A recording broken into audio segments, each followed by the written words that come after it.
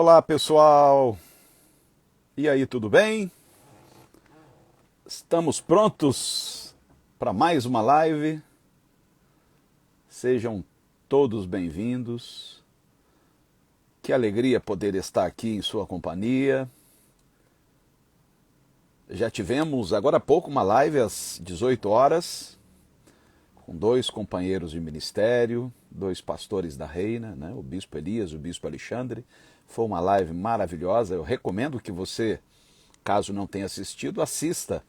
Está na minha timeline.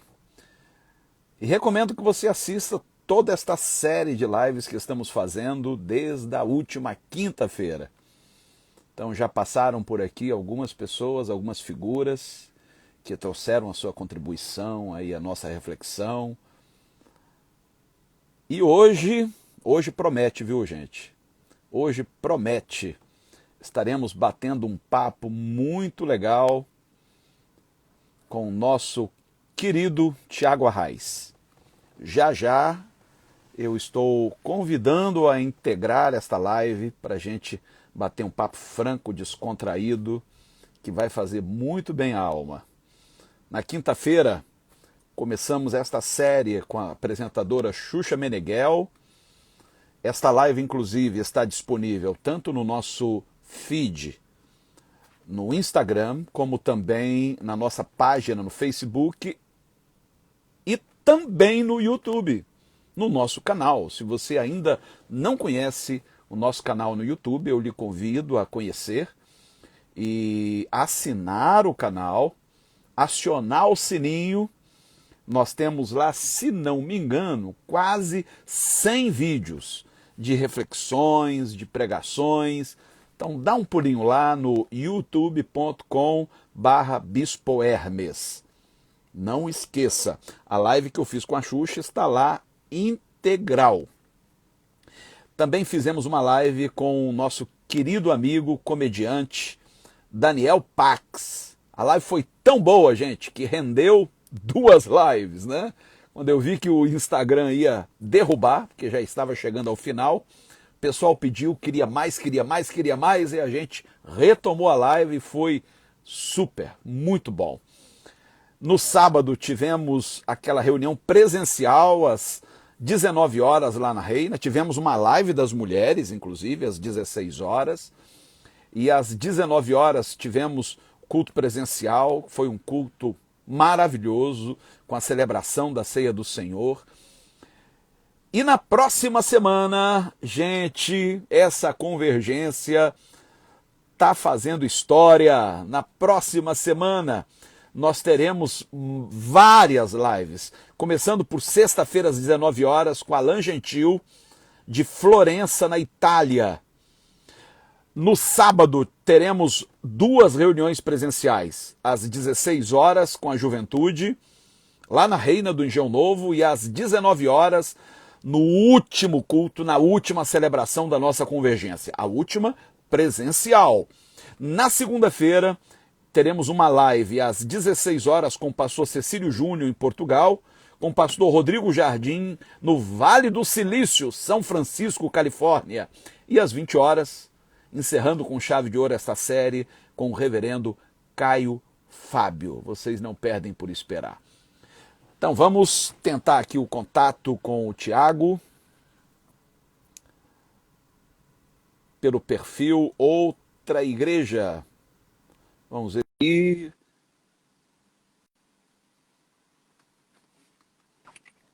Opa! Chegamos! Como é que tá, meu amigo? Fala, Hermes, uma alegria encontrar você aqui, todas as pessoas que estão assistindo a gente, um privilégio. Meio que perdemos o contato aí, mas que bom que deu certo para a gente se encontrar. É verdade, é verdade. E, cara, é uma alegria tê-lo com a gente hoje e quero que você saiba que tenho acompanhado suas postagens, você tem enriquecido muito a minha vida e eu sei que é a vida de muitos. Por isso eu Obrigado quero mesmo. aqui publicamente te agradecer pela Prazer. contribuição que você tem dado à igreja nesses últimos tempos. É isso. Você fala de Obrigado onde, pela você fala de onde, generosidade de Thiago? falar isso. Eu recebo tanta crítica hoje em dia, qualquer palavra bonita eu recebo imediatamente e agradeço. Que coisa boa. Obrigado. E eu sei que da Eu mesma sou é forma que você é. tem abençoado muita gente aí, e, enfim, eu acho que a recíproca é verdadeira. Você fala de onde, Tiago? Onde Eu você está atualmente? trabalho na cidade de Santa Fé, no Novo México, que é um estado Hum. desconhecido até para americanos hoje em dia, entendeu? O pessoal não sabe onde é, se apontar no mapa e tudo mais, então eu me escondo aqui, ajudo as pessoas aqui, trabalho daqui. Quem está aí pertinho de você nesses dias é a minha filha caçula, a É mesmo? Evelyn. Ela é psicóloga também, mas ela faz um trabalho com universidades americanas. E Hum. pela primeira vez a enviaram para o Novo México, mas eu acredito que ela esteja em Albuquerque. É Pô, perto de uma Santa horinha Fé? daqui, uma horinha de distância. Meu irmão morava em Albuquerque anos atrás, hoje ele mora perto de Washington, D.C. Mas que legal, bom saber. Se ela quiser tomar um café, conhecer Santa Fé, fala pra ela me avisar que vai ser uma alegria receber sua filha.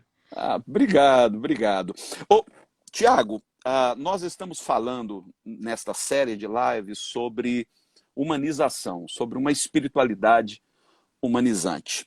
Uhum, E eu me deparo com você pediu que nós falássemos através desse Instagram Outra Igreja. uhum, E eu gostaria de saber de você, de onde veio essa outra igreja, uhum. qual é a proposta. Eu fiquei realmente fascinado e curiosíssimo. Claro. Você me lembrou do Ed René. Quando eu entrei na última vez que eu estava no Brasil, eu passei a passar pela IBAB, o Ed chama a gente para tocar e tudo mais, né? Eu lembro que uma das últimas vezes que eu passei por lá, eu fui lá na sala dele, ele jogou o celular na minha frente e falou: me explica isso daí. Aí eu peguei o celular, era o logo da outra igreja. Falou igualzinho você. Enfim, olha, Hermes, antes de decidir sair do Brasil, que foi uma decisão meio que inesperada, eu acho que eu já sentia sintomas do que o Brasil ia se tornar, não só politicamente, mas religiosamente. Eu já estava desgastado emocionalmente. Então, dentro desse contexto, que eu decidi deixar o Brasil, eu me apertou muito o coração quando eu pensava nos meus alunos. Eu era professor universitário no interior de São Paulo, dava aula de religião, de filosofia, e a gente criou uma comunidade muito bonita com os alunos lá, tanto que fora da sala de aula, a gente se encontrava no fim de semana numa capelinha, no meio da fazenda lá onde a gente vivia, com alunos não religiosos, né? Uma grande parte era não religioso, outros prestes a deixar a igreja, não queria mais saber.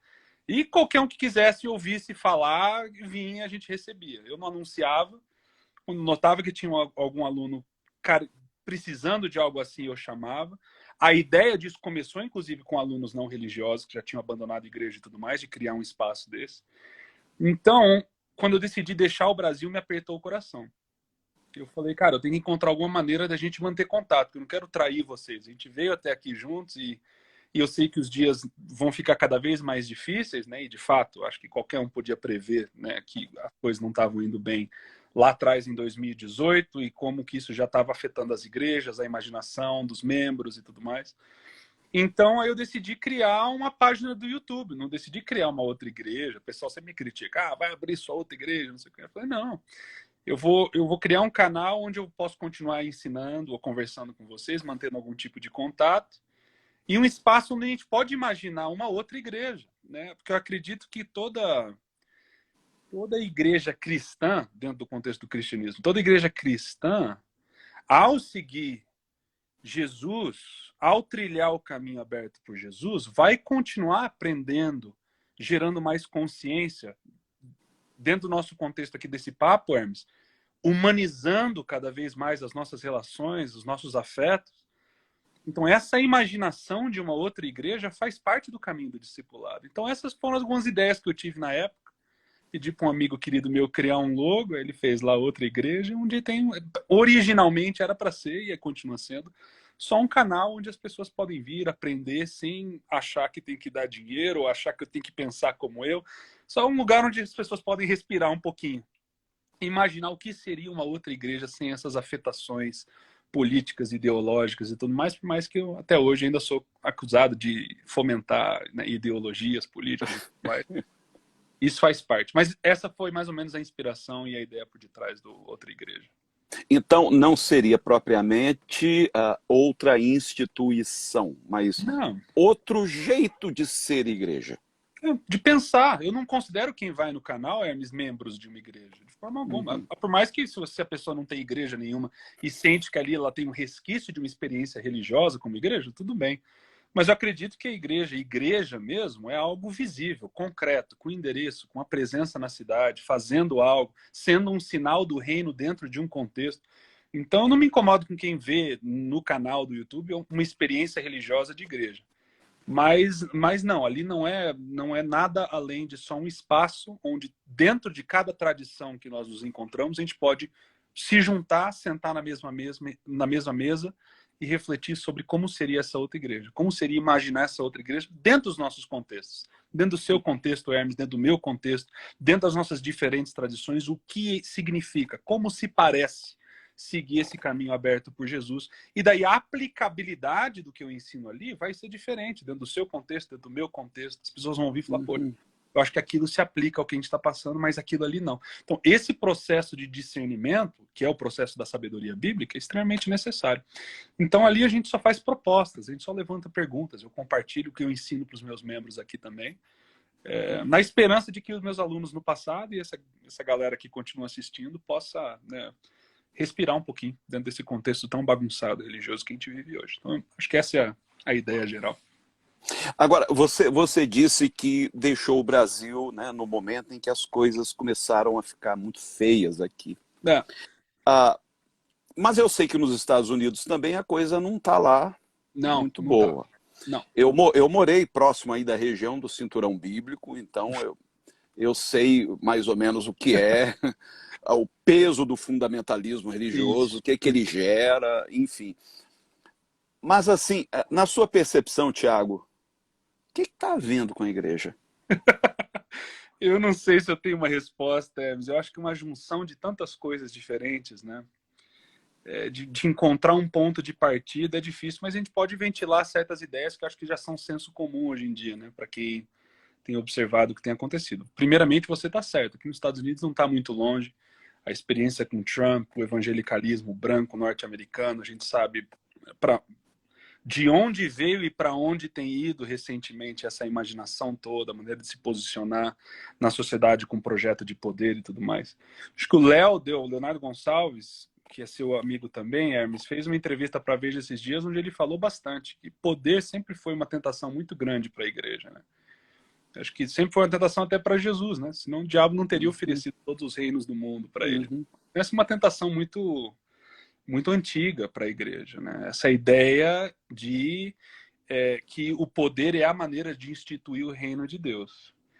Eu acredito que é uma tentação grande porque é muito fácil você diluir certas ideias religiosas dentro de um projeto de poder, de que ao né, oprimirmos, ao avançarmos nos bairros e ao falarmos a verdade para os outros, o que nós estamos fazendo é proclamando o reino de Deus. E a gente não sabe de onde surgem essas ideias, né? Quando foi que o cristianismo pegou a espada, quando foi um projeto de poder de fato e as raízes antigas de todas essas coisas. Então, acho que esse é um dos aspectos, esse fascínio por poder e uma teologia de poder não articulada nas igrejas.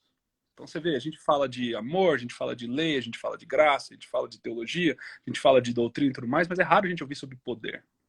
O que é poder? Como o poder é exercido? Uma teologia de poder. Então talvez isso ajudasse, mas a gente não ouve muito isso. Então esse é um dos aspectos, acho que, do que aconteceu com a igreja. A segunda coisa, obviamente, a retórica conservadora política no Oeste, no Ocidente todo, né? Ela, ao defender ou propagar ideias de família, ordem, né, uma certa purificação da sociedade, tanto aqui nos Estados Unidos como no Brasil, é muito fácil você criar pontes com aquilo que pessoas acreditam ser verdade bíblica, né, de como a família deve ser, de como a sociedade deve ser e tudo mais. Então existe uma aproximação quase natural entre igreja, aqui nos Estados Unidos, por exemplo. É muito fácil as pessoas entenderem que não existe nenhum, como no Brasil hoje em dia, cristão não republicano, que não defende Deus, né, a nação e tudo mais. Então, as sementes dessa ideologia de que hoje em dia a gente ouve no Brasil, né, não tem cristão de esquerda e tudo mais, isso aqui já está, você bem sabe, isso aqui já existia há muito tempo antes aqui. Então é muito fácil as visões né, elas se merge, né, elas se misturarem de um Estado conservador, político e a relação com o cristianismo. Daí o pessoal relê a Constituição dessa maneira, de que nós sempre fomos um país cristão, logo e tudo mais. Então é muito perigoso isso daí. Muito perigoso porque, obviamente, o projeto do reino não é um projeto político, infelizmente, por mais que tenha implicações políticas. A igreja, assim como Israel antes da igreja, nasceu para ser uma alternativa ao império, e hoje a gente pode articular a ideia de uma alternativa ao Estado, para que funcione através de verdades e práticas que são, mais uma vez, alternativas ao que é verdade, ao império e ao Estado. Então, se no império existe força, coerção, existe violência, existe fake news, a igreja vai ser um lugar de serviço, de bacia e de toalha, vai ser um lugar de respeito, vai ser um lugar de igualdade. Então, a igreja nasceu para ser essa alternativa porque Israel nasceu para ser essa alternativa ao Egito, à Babilônia e a tudo mais. Então, é curioso ver essa aproximação hoje, né, do cristianismo e do poder político, que é algo completamente... Não existe precedente bíblico para defender e embasar uma ideia dessa.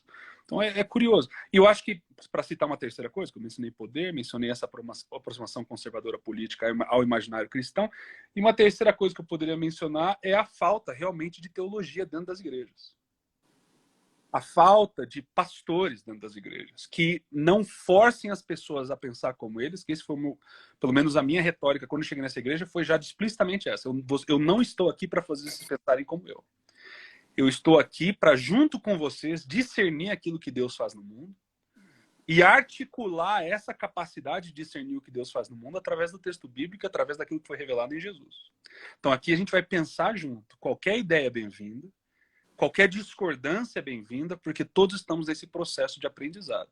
Então, o meu trabalho aqui não é só estar na casa dos membros, que eu faço isso sempre, ou na rua ajudando os pobres, ou fazendo tudo que a gente faz como pastor, mas o trabalho pastoral também é desenvolver esse tipo de discernimento e sabedoria no membro para que ele passe a pensar por si mesmo dentro da comunidade. Ouvindo ideias diferentes, respeitando ideias diferentes, abraçando quem discorda, sentando na mesma mesa para comer, porque, mais uma vez, não vemos isso na sociedade, mas a igreja deveria ser a alternativa para a loucura que acontece na política, no Estado, no império. Então, pelo menos 3 coisas para responder. A gente podia continuar, mas o que aconteceu? Não sei, mas aí estão 3 ideias. Poder, imaginação, e a terceira seria teologia. Falta de teologia própria dentro das igrejas. Não para defender minha denominação, minha tradição. Teologia para discernir o que Deus faz no mundo via o entendimento do caminho aberto por Jesus. A impressão que eu tenho é que a igreja se arroga ter o monopólio da verdade. Sem dúvida. E parece que Deus está refém da sua estrutura. Deus só trabalha dentro da estrutura eclesiástica. E o que você disse, assim, é perfeito. É discernir o que Deus está fazendo para além dos muros da igreja. Isso. Como Jesus disse, o Espírito sopra onde quer, ninguém sabe de onde vem, ninguém sabe para onde vai. Deus está trabalhando agora mesmo na academia. Deus está trabalhando agora mesmo nos corredores de poder. Deus está trabalhando agora mesmo nos guetos.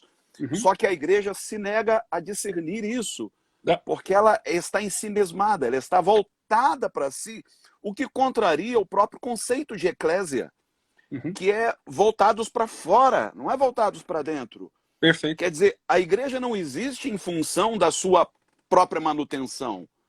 A igreja está aqui para sinalizar o reino de Deus, para dizer o que Deus espera de nós. Eu costumo dizer, Tiago, que Deus coloca diante de nós uma bacia, né? Você mencionou aí a bacia toalha. Só que a igreja, em vez de pegar essa bacia e usá-la para lavar os pés dos outros, ela usa essa bacia para lavar as mãos, como fez Pilatos. E dizer, não é responsabilidade minha. Então, não é responsabilidade minha o que acontece para além dos meus muros. Não é problema meu. Quer dizer, a minha preocupação é só regimentar mais pessoas para alimentarem a máquina eclesiástica, para encherem a igreja. Quer dizer, todo o trabalho que a igreja faz tem sempre um cunho proselitista. Não é algo despretensioso, sabe? Não é amar por amar, sem esperar nada em troca. Não, é amar desde que essa pessoa se comprometa com a minha doutrina, se Tá aqui a comprometa. lista. Exatamente, exatamente. Você tá certo. E eu tô lendo os comentários aqui enquanto você fala também, ouvindo você, Hermes. O pessoal, não são todos assim. O pessoal fala, só vocês então estão fazendo certo. Pelo contrário, acho que tem muito pastor fazendo o trabalho certo, quietinho, tentando nutrir afetos, abertura para o trabalho do Espírito, como você bem mencionou, esse trabalho fora das paredes, né, Hermes? Que é extremamente importante, essa consciência. E se a gente for falar de espiritualidade, Hermes, como foi a proposta do nosso papo, poxa, um dos princípios básicos da espiritualidade, para mim, a gente pode discutir, discordar e tudo mais, mas para mim é simples. É a ideia básica e daí a consequência dessa ideia é um posicionamento no mundo e diante do outro. E que ideia é essa? De que Deus já está fazendo algo antes de eu e você, Hermes. Antes de igreja e tudo mais. Então, antes de eu rogar, antes de eu jejuar, antes de eu organizar ideias, montar um plano, de que Deus já está fazendo algo. E daí cabe a nós agora, como pastores, como membros da comunidade de fé, discernir o que Deus está fazendo, em vez de trazer ele para dentro, como você bem disse, dos nossos projetos fixos que querem fazer pessoas semelhantes a nós. E não aquilo que Jesus está fazendo no mundo. Então, acho que você falou muito bem, Hermes.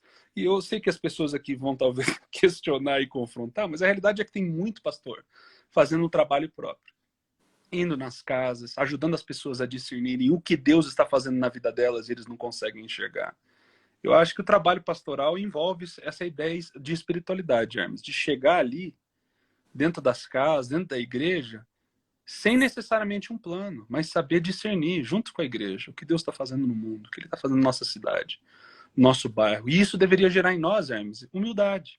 De saber que o trabalho da igreja não é um projeto de poder e tudo mais. E daí, óbvio, quando a gente fala de projeto de poder, eu mencionei o conservadorismo antes. Mas isso também agora se aplica de qualquer lado, tanto direita e de esquerda, que querem ir para cima na coerção, na força, é só um jeito. Qualquer movimento que a espera das pessoas, uma coisa só, que tenta organizar em cima de uma visão, já está fora de qualquer proposta do Novo Testamento, e mesmo do que Paulo estava querendo fazer, que era manter pessoas diferentes ao redor da mesa, pois foi aquilo que Jesus fez também dentro do seu ministério. Colocou zelotas, colocou cobradores de impostos, colocou todo mundo ao redor da mesma mesa para seguir o mesmo espírito que, como você bem disse, Hermes, sopra onde quer. Então, quando o cristianismo vira esse projeto de poder visando tornar pessoas como nós e não como Cristo, poxa, é aí que o problema começa. E isso se aplica a qualquer lado ou espectro político aí que a gente possa, né, pensar e imaginar. Você acredita que é papel de nós, como pastores, investir na autonomia de pensamento das pessoas? Porque ninguém passou procuração para que eu pensasse por ele, sabe? Claro, Agora, mas o povo a quer gente isso, né? Exato, a gente está se aproximando agora de mais um pleito, né? E tem muitos colegas que parecem ter procuração para decidir até em quem os fiéis vão votar. E é cômodo para as pessoas, porque se não der certo, elas têm a desculpa de que não fui eu, foi o pastor quem me orientou a fazer isso. E é cômodo para os pastores, porque sabe aquela sensação de controle? Quer dizer, as pessoas... E a última palavra fetiche, é a né? minha, né? É bonito isso aí. Chega a ser um fetiche. As pessoas fazem aquilo que eu mando. Quer dizer, e quando você valoriza a autonomia de pensamento, você corre riscos. Porque você vai ter que pensar muito antes de emitir uma opinião, porque você sabe que ali tem um povo que pensa. E que eventualmente pode te confrontar, dizer, peraí, você está sendo incoerente. Você disse isso semana passada, agora está dizendo isso. Tem alguma coisa errada. Quer dizer, é muito mais cômodo você partir para o exercício do controle, claro, em vez do cuidado. O que deveria caracterizar a atividade pastoral seria o cuidado, não o controle. sem dúvida. 100%, Hermes. Olha eu doidão. Você está certo, Hermes. E eu acho que a maneira que eu tentei articular isso e tento aqui com a minha igreja é falando sobre como os membros e os pastores, o que eles querem é igreja, não comunidades de fé. Igrejas no sentido de verdades fixas, linhas claras, mas que a Bíblia não é tão clara como esses imaginam, para saber quem está dentro e quem está fora, para saber que a palavra termina com a palavra do pastor, e quanto mais próximo do pastor, melhor nós estamos. Então, isso dá um barato legal. tanto para o pastor como para os membros que não precisam exercitar essa capacidade que Deus os deu de pensarem livremente. Agora, claro, não existe...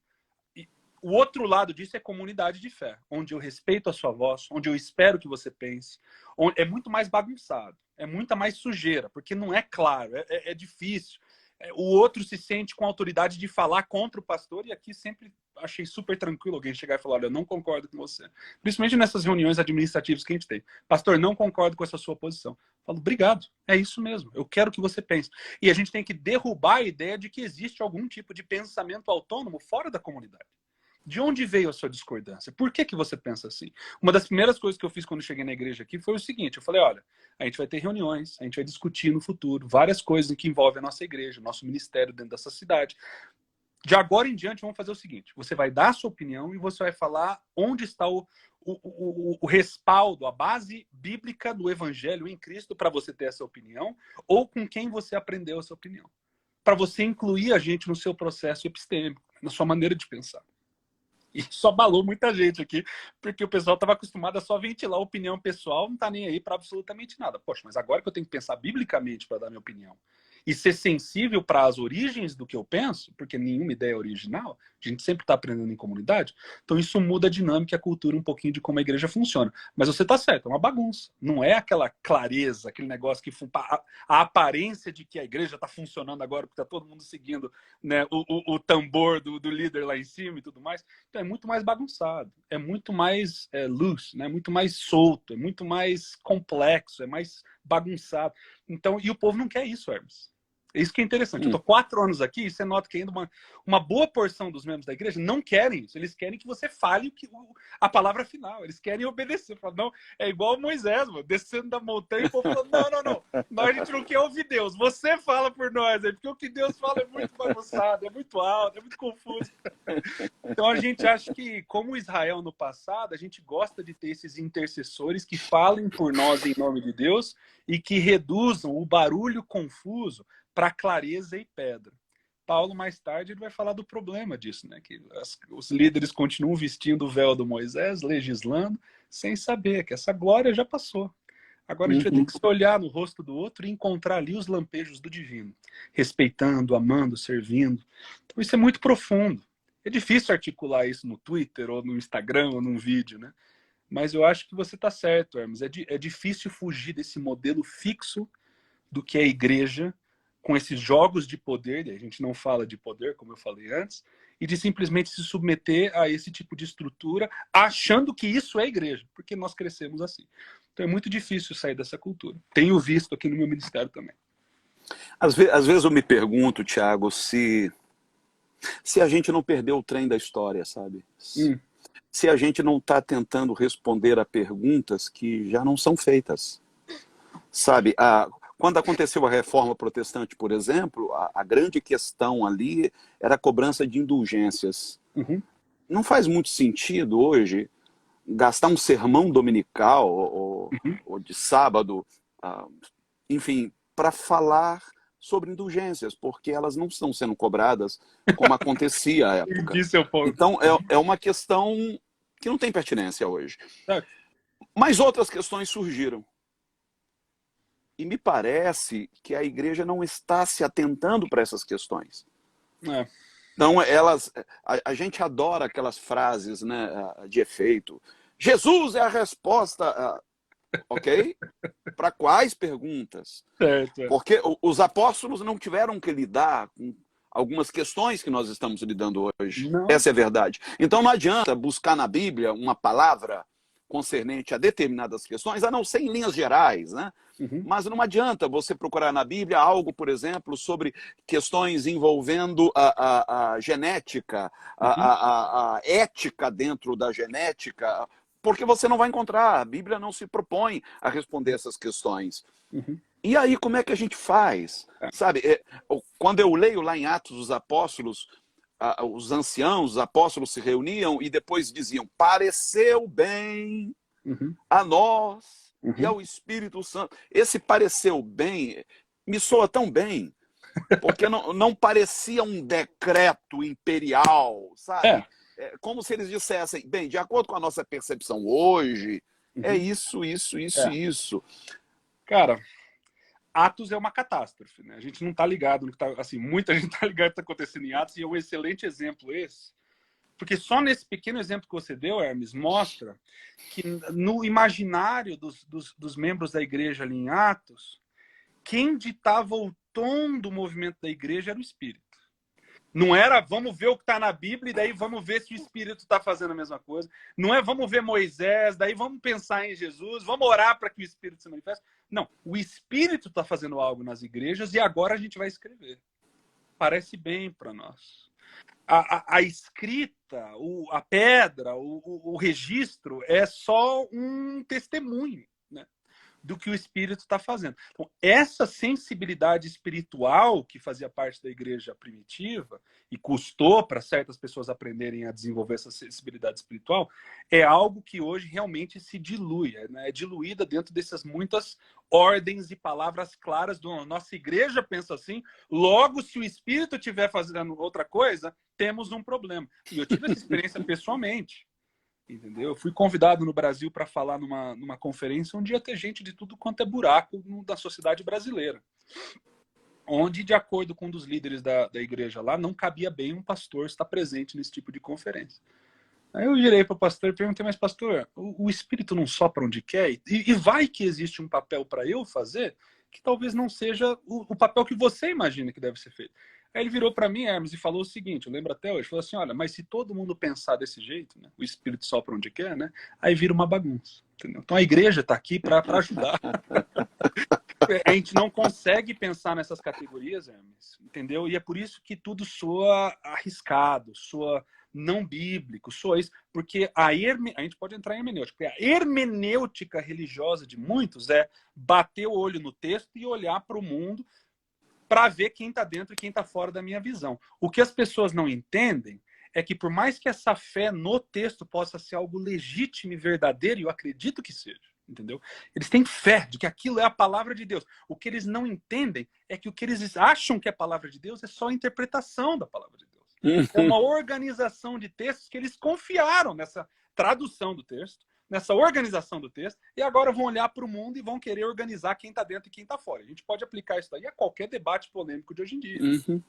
Armas à homossexualidade, a gente confia num arranjo de textos, na interpretação que deram, a gente olha para fora e vai determinar quem está dentro e quem está fora. Mas o que aconteceu com Pedro em Atos? Vamos ficar em Atos por um segundinho aqui.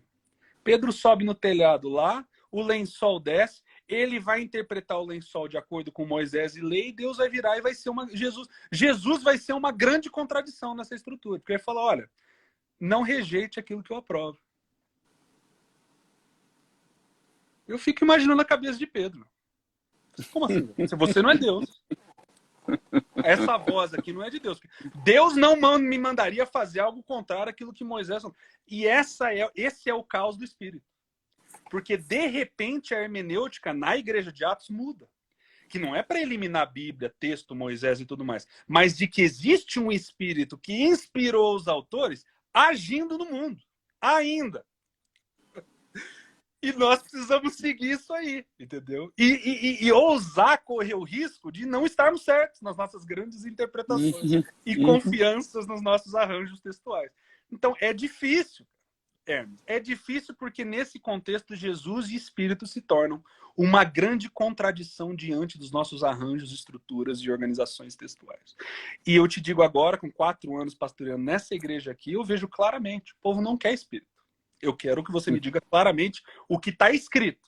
Quem inspirou, o que quem inspirou está fazendo. Isso é muito mais confuso, as linhas são muito mais confusas e tudo mais. Eu preciso de clareza. E clareza hoje, para mim, é um dos grandes empecilhos para discernirmos a bagunça que o Espírito faz dentro de comunidades religiosas que não estão mais sensíveis àquilo que o Espírito pode fazer e faz. É uma santa anarquia. Ah, eu lembrei do teu xará, Tiago, e o irmão dele, João, que receberam o carinhoso apelido de Filhos do Trovão, né? Quando eles sugeriram a Jesus que pedissem para que Deus derramasse fogo do céu e acabasse com a gentalha daquela aldeia samaritana por se negarem a receber Jesus. Pronto. Mas eles recorreram às Escrituras. Claro. Eles tinham um precedente bíblico. Ó, Elias fez isso. Por que nós não podemos fazer? E qual foi a resposta de Jesus? De que espírito vocês são? Perfeito. Essa é a questão. De que Perfeito. espírito vocês são? Perfeito. Quer dizer, você vai encontrar na Bíblia o que você quiser para justificar uma postura.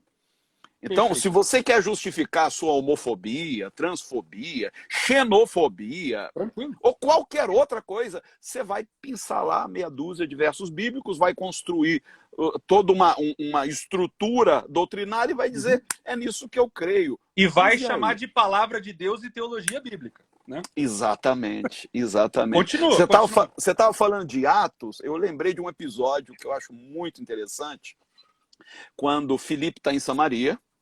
Filipe obteve em Samaria um sucesso sem precedentes, porque a cidade toda praticamente se converteu ao Cristo, e de repente o Espírito pega Filipe, arrebata e leva para um caminho ermo, né, para um deserto, um caminho de Gaza. E ele vê uma carruagem em alta velocidade, e o Espírito diz, aproxima-te desta carruagem. Cara, baixou um The Flash no Filipe, porque como é que você vai se aproximar de uma carruagem em movimento, em alta velocidade? Quer dizer, ele teve que correr para se aparelhar a carruagem. Quando ele se aparelha a carruagem, ele olha para dentro e verifica que quem está lá dentro está lendo uma passagem das Escrituras. E ele, ofegante, pergunta, e aí, você entende o que você está lendo? E o cara diz, mas como é que eu vou entender, cara? Ninguém me explica. Sobe aí.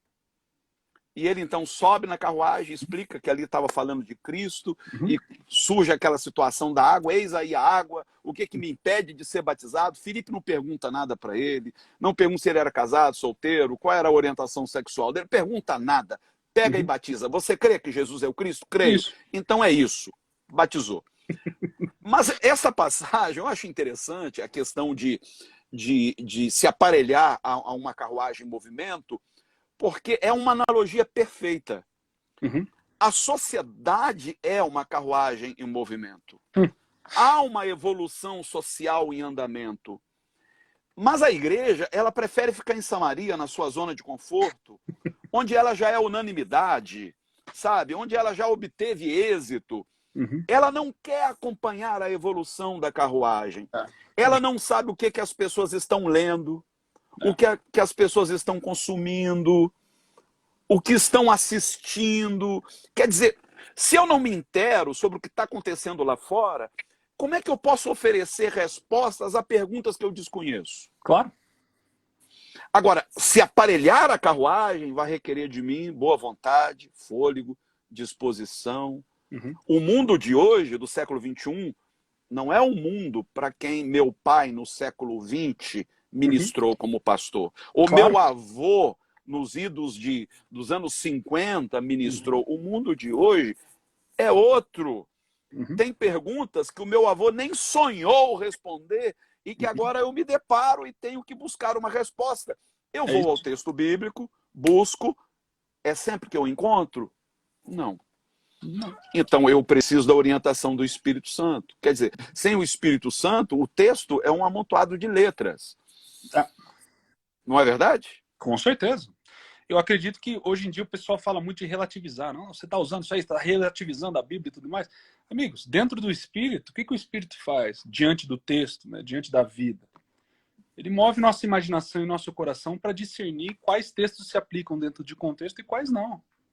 Em outras palavras, existe uma hierarquia de valores dentro daquilo que a gente chama de palavra de Deus, que se aplica dentro de um contexto e que não se aplicam dentro do outro contexto, como você mencionou agora há pouco também, sobre dá para defender literalmente qualquer coisa com o texto bíblico hoje em dia. E assim é, né, dentro da igreja.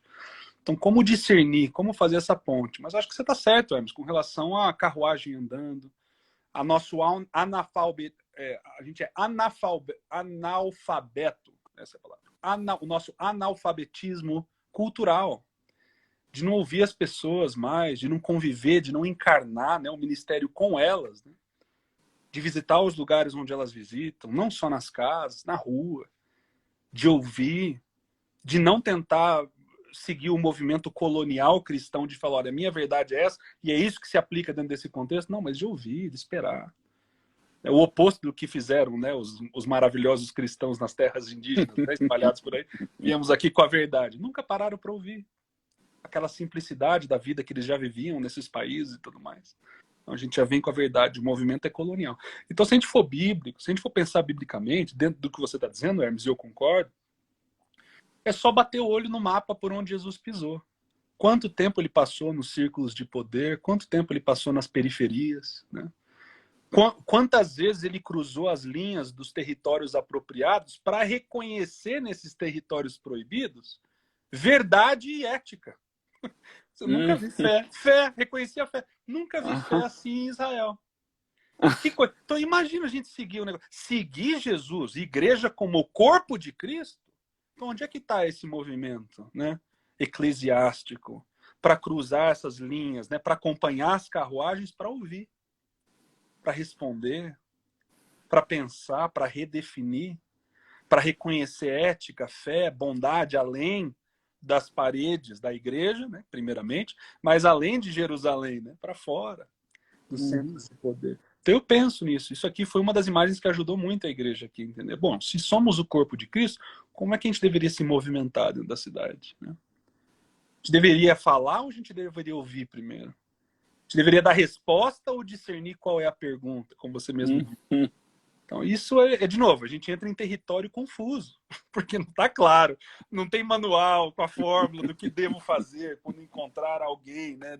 Não tem, é exclusivamente um movimento do Espírito. E dentro desse movimento tem espaço para erro, como tem em Atos, né? Quantos erros cometeram? Até aprender o que o Espírito estava fazendo. Levou tempo. E aprenderam? Chegaram no final? Nunca. A igreja sempre é um processo, né?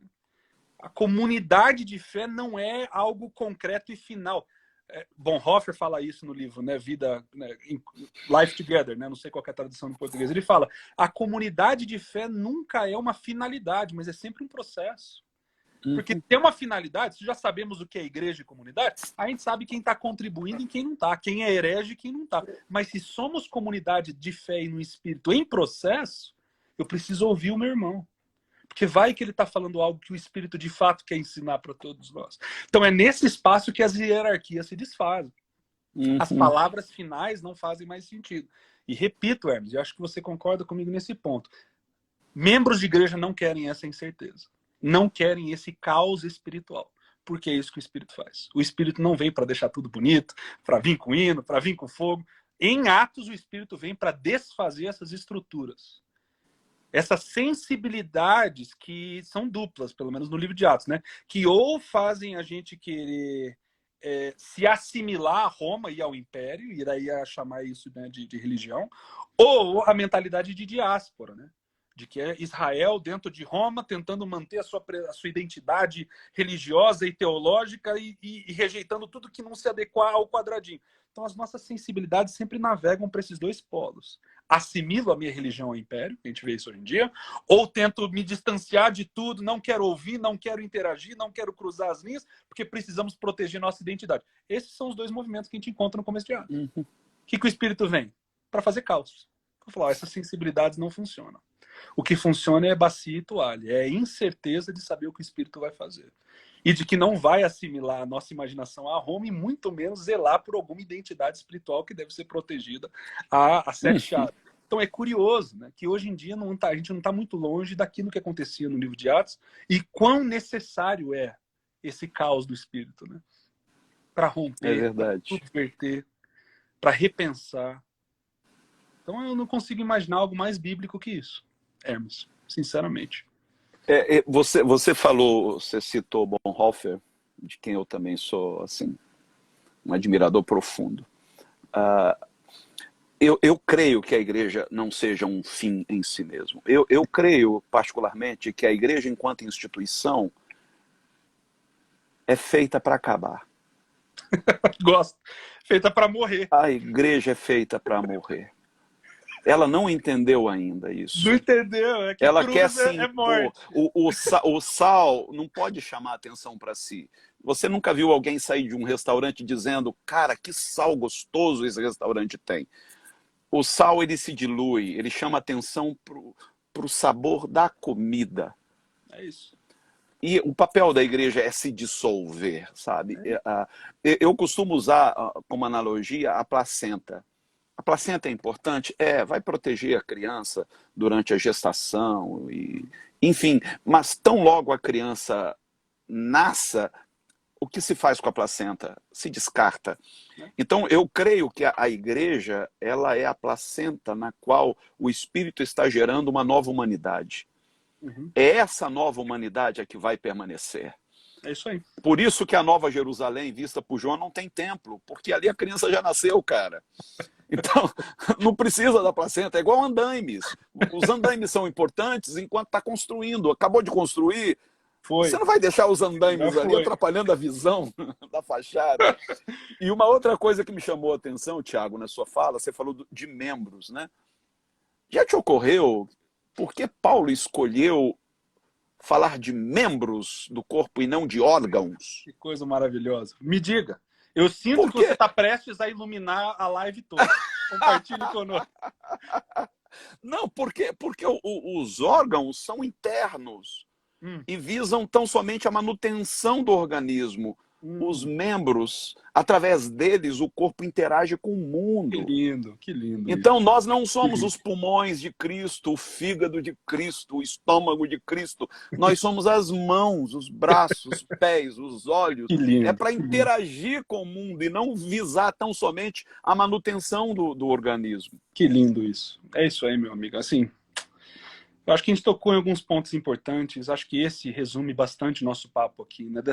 Da incorporação da verdade, né? De fazer com que a verdade, essa verdade da palavra, essa verdade encarnada em Jesus, e o movimento de Jesus é uma grande ilustração, né? Jesus, né, a palavra de Deus, né, a palavra, aquele pelo qual o mundo se fez carne, encarnou. Então, não só na nossa vida individual, mas na vida em comunidade, de encarnar essa verdade, nos tornando membros que tocam, membros que sentem. Eu acredito que grande parte dos problemas hoje que a gente encontra dentro das nossas igrejas são essas abstrações que a gente faz, de que o mais importante são as ideias, as doutrinas e tudo mais. O meu corpo, como eu me posiciono no mundo, como eu lavo o pé do outro, como eu interajo com o outro, isso é menos importante. Esse platonismo. O importante é o mundo das ideias. E daí a gente sente na liberdade de online acusar e criticar pessoas, as suas ideias, sem conhecer, cara. Eu fico maravilhado hoje em dia, Hermes, com as críticas que as pessoas recebem, que eu recebo. Cara, você não tem ideia de quem eu sou, cara. Você não me conhece. Só que essa abstração, que é o oposto do que você acabou de falar, é o que tem adoecido as imaginações hoje em dia. De ao invés de ser uma verdade corporal, e é bonito a gente terminar esse papo com o corpo, o toque, a mão, o pé, o cruzar as linhas, o ouvir, o ver. Que imagem maravilhosa sobre como viver a verdade, né? Fora das abstrações. Ideias, doutrinas, é tudo maravilhoso. Mas se não fizer parte do corpo individual e do corpo da comunidade de fé, que bem existe, né? Eu gosto de Romanos 12, Hermes, quando Paulo fala que nossa mente precisa, não podemos nos conformar ao mundo, precisamos renovar a nossa mente, né? Romanos 12, e daí ele passa o capítulo inteiro falando sobre o que isso significa. Não se coloque acima do outro, né? Se depender de você, vive em paz com seus irmãos. É tudo sobre como se relacionar com as pessoas. Então, é incrível como a gente separa, né, as ideias do corpo, de como viver, de como servir. Eu acredito que a sua fala toca nesse ponto central de como vivenciar a nossa fé no corpo, individualmente. Eu pergunto sempre para meus membros aqui, logo no começo eles se assustaram, mas hoje eles se acostumaram, né?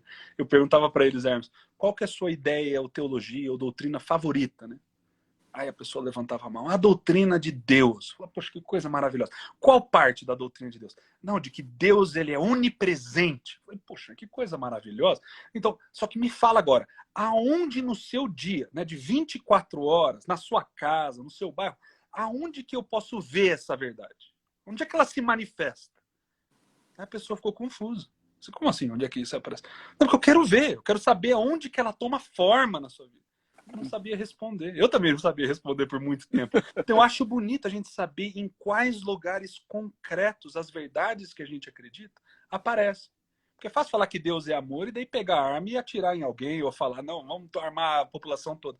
Certo, mas onde é que Deus é amor aparece nesses espaços, né? Onde a gente fala online, no nosso dia a dia, nas nossas casas e tudo mais. E acho que é esse movimento que faz a verdade se tornar mais concreta, mais corporal, mais toque, mais visão, mais bacia, mais toalha, mais mesa, mais serviço, mais amor, mais respeito. Eu acredito que isso tudo é muito bonito. Meu mano, cara, só gratidão. Pô, Que Hermes, papo que bom papo, gostoso. cara. Se eu soubesse que ia ser tão Putz. bom assim, tinha que ter feito antes esse negócio. Então vamos fazer outros, foi bom demais, cara. Agora Precisando, é tamo aí. interessante que é a primeira vez que conversamos, mas sabe Uhum. quando há uma identificação no Coisa espírito? boa. Parece que eu te conheço há décadas.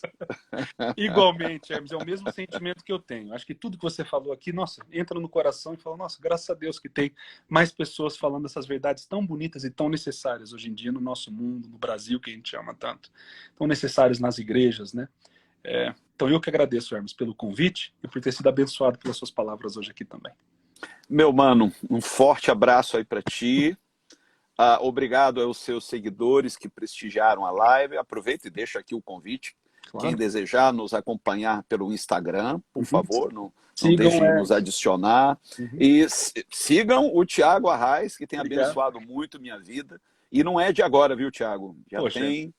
Já tem alguns anos que você tem sido uma bênção para mim. Obrigado de coração, mano. Uma alegria, meu amigo. Obrigado por compartilhar essas palavras de carinho e de afeto. Recebo-as com a mesma graça que eu quero que você experimente ao seu redor também. Continue o bom trabalho que você está fazendo, porque eu sei que você não está falando só aqui nas redes sociais e no YouTube, não. Eu sei que você está ajudando as pessoas na rua e é sempre uma alegria ajudar nesse trabalho seu concreto no mundo real. Seguindo as carruagens ao seu redor aí, é uma alegria contribuir e ajudar para o seu trabalho também. Então, obrigado pelo trabalho que você faz, que tem me abençoado e abençoado tantas pessoas ao seu redor também.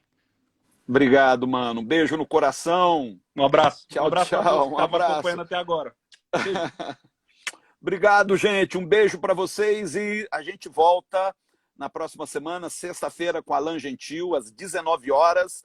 E na segunda-feira, com o pastor Cecílio Júnior, de Portugal, e o pastor Rodrigo Jardim, de São Francisco, Califórnia. E às 20 horas, com o meu amigo reverendo Caio Fábio. Beijo no coração.